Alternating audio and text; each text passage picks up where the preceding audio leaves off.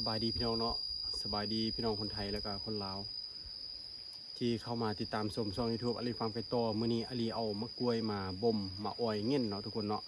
แล้วประมาณ3 มือเฮามาเบิ่งนำกันว่ามันสิกินบ่มันสิเข้ามาเบิ่งบ่เนาะเพราะว่าปกตินี่2-5-3 มือมันจะเข้ามากินแล้วเนาะเพราะว่าอันนี้จะเป็นกล้วยสุกที่อลีเกี่ยมมาแต่ส่วนอยู่แล้วเนาะมาเบิ่งนำกันพี่น้องอลีจะเอาไว้นี่เครือนึงเลยเนาะเอาไว้นี่เครือนึงเลยเพื่อว่ามันมากินแล้วเฮาสิบ่ทันมันทุกคนมันสิหมดก่อนเนาะแต่อลีสิมาใส่เอาสูงน้อยหนึ่งเทื่อนี้อลีจะใส่สูงน้อยหนึ่งเพราะว่าหมดยามนี้หมดค่อนข้างหลายทุกคนเนาะมาเบิ่งกันนี่มาเห็นนี่ละหมดนะ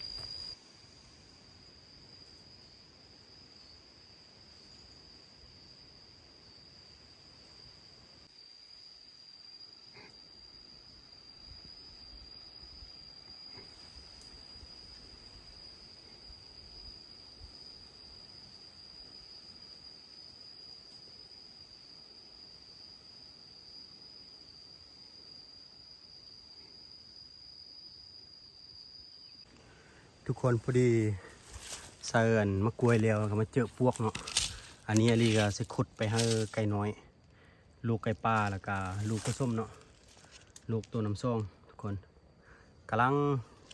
งามเนาะกำลังเหียนบินก็เลยขุดพวกมาให้กินได้อันหนึงแล้วเด้อพี่น้องได้อันหนึงละเดี๋ยวสิพาทุกคนไปเบิ่งอยู่ส่วนเลยเนาะเรียบร้อยออกแล้วพี่น้องป้อพวกออกมานอกพี่แบบนี้ที่ว่าอุดมสมบูรณ์เลยทุกคน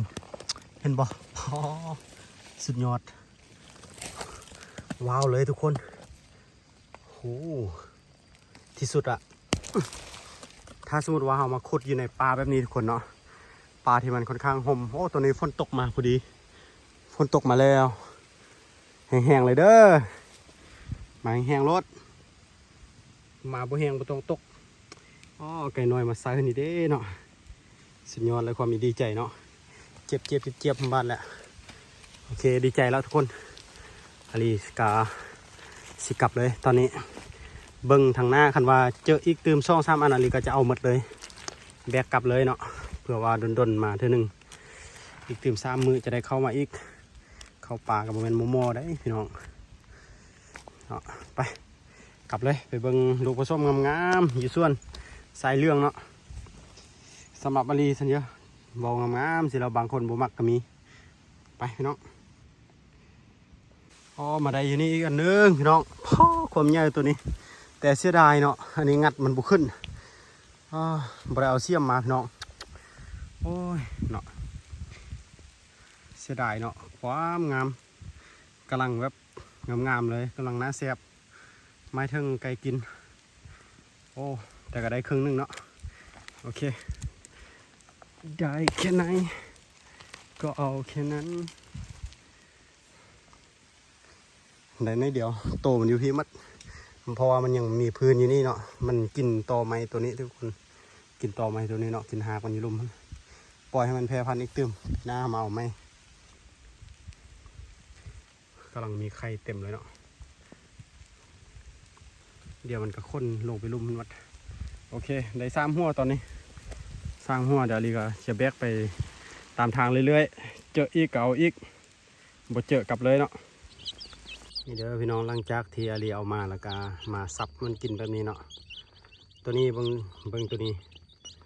น้อยๆห้อนมันก็เยอะละตัวนี้ขั้นมันก็ไวแหละแบบนี้นี่ห้าวไวสุดแบบนี้มันเยอะเราห้างตังแบบนี้นะมักสุดเลยแต่เสียดายเนาะทุกคนมีตัวเรื่องกว่าตัวนี้อีกมาน้อยกินเนาะเสียดายสุดๆไก่15ตัวเลือกไก่4ตัววาวเลยมาน้อยกินเนาะมาเรียนน้อยกิน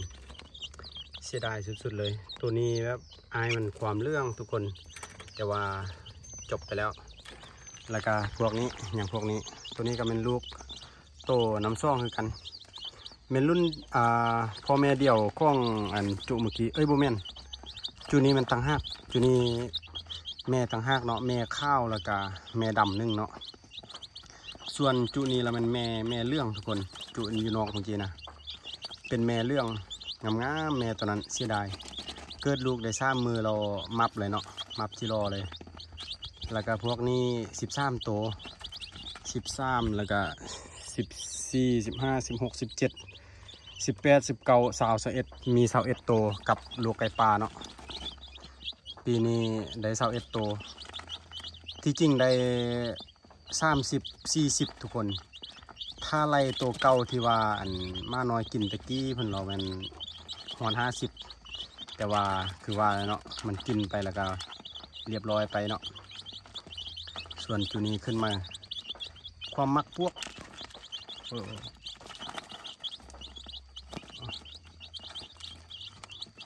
ได้มาแล้วก็โอ้นั่นนี่เอาได้มาแล้วก็ซับให้มันกินอันนี้แหละความดีใจสุดเลย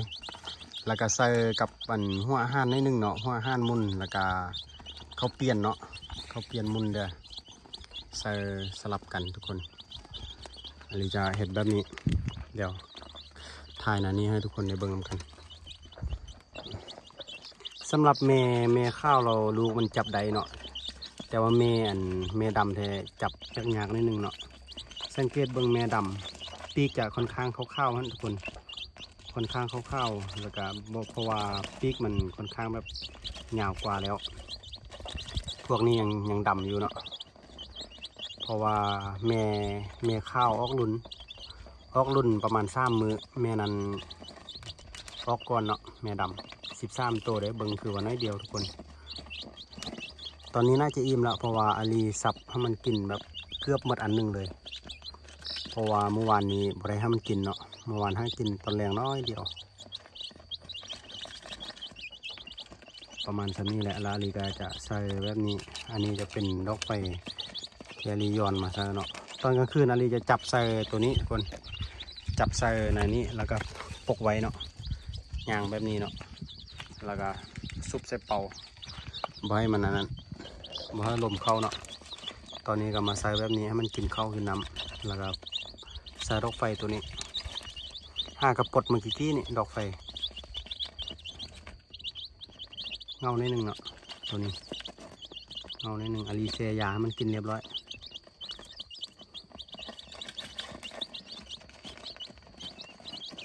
ความว่างห้องปีหน้าอะไรตัวนี้นะทันอยู่ตัวนี้ประมาณเดือน12 5 เดือน1นี่ต่อได้แล้วพวกนี้สำหรับตัวนี้จะเป็นเมียของอันโตที่อาลีไปโตใดไก่ปลาหั่นทุกคนตัวนี้เนาะมีลูกอยู่3 ตัวมีไข่5 หน่วยเนาะหวนซ่องได้3แต่ว่าพิเศษก็คือได้ลูกน้อยสีขาวพี่น้อง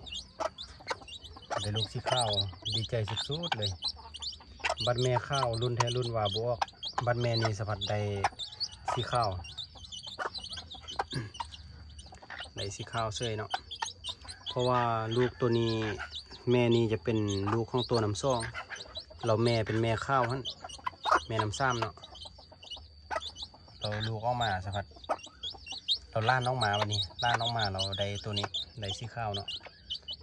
น่าจะเป็นเพราะว่าเสื้อแม่ของตัวนี้ถึงได้ลูกออกมา อาลีว่าจะใส่อันคูเก่ามันนี่แหละใส่คูเก่าเพื่อว่าจะได้สีข้าวอีกหุลองเบิ่งเนาะลองเบิ่งตื่มสุดหนึ่งก่อนคันท่าบ่ได้ละอาลีจะปล่อยใส่ไก่ปลาเลยตัวนี้แม่นี่ปล่อยใส่ไก่ปลาเลยเดี๋ยวสิพาไปเบิ่งลูกไก่ปลาเนาะลูกไก่ปลาอยู่ฝั่งนั้นทุกคน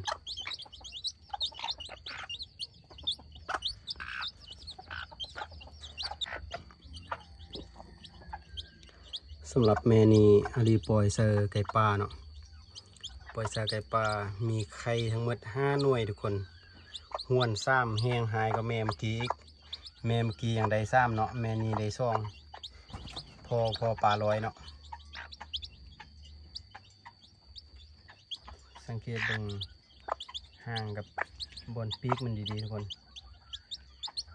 น่าจะได้พ่อมันเต็มๆตัวนี้นะ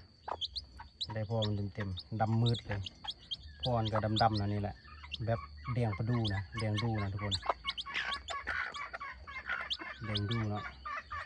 ตัวนี้ยักออกครับยักออกเรื่องนิดนึงเนาะแดงเรื่องเนาะยักได้แม่ตัวนี้คันเป็นตัวผู้ได้พอเต็มๆแต่ว่าตัวนี้ส่งตัวพอมันต้องสูงตัวนี้ค่ายาวสูงเนาะค่ายาวอีกตื่มจากน้อยในหูแหละตื่มอาทิตย์หนึ่งในหูแหละว่าตัวผู้ตัวแม่เนาะแต่ว่าตีนเยอะทั้งสองทุกคนตีนมันก็เยอะเนาะตีนเยอะทั้งสองเลยอาลีเสืออยู่ว่ามีเป็นตัวผู้ถ้าเบิ่งแจนห้อนทางลุ่มกับอันกุกหูมันหูเลยเดี๋ยวมาทีนึงรุ่นเบิ่งปีหน้าทุกคน2 ตัวนี่แหละสำหรับลูกไก่ป่าอาลีจะปะแบบนี้เลยบางคนว่าปะไว้ดินเราทึกลมทึกยั่งแล้วมันตายอาลีปล่อยสไก่แม่แบบนี้แข็งแห้งดีทุกคนแข็งแห้งดีแล้วก็ให้พวกมันกินจนความมันอีรอดตายจนความมันอีเงอสร้างบินสร้างอันนั้นหมดแหละถ้ามันอยู่น้ำแม่จนแม่มันทิ่มหมดแหละจึงเอามาเลี้ยงเองเนาะวันนี้เอามาเลี้ยงเองแล้วก็แช่ยาให้มันกินวาวเลยสำหรับลูกไก่ปลาอีกตืมแม่หนึ่งเนาะมีไข่ทั้งหมด10 หน่วยแต่ว่ามันกินไข่มันเองตอนนี้ยังเหลือ5 หน่วยกินไปหมด5เนาะยังเหลือ5 หน่วยกำลังฟักอยู่ลูกไก่ปลาเหมือนกันโอเคเนาะมีแต่สำนี้แหละทุกคนสำหรับการขุดพวกมาให้มันกินเนาะอาลีจะให้มันกินจนกว่ามันจะเยอะ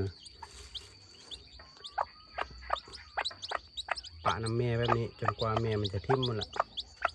แม่มันจะผสมมาหมดแหละ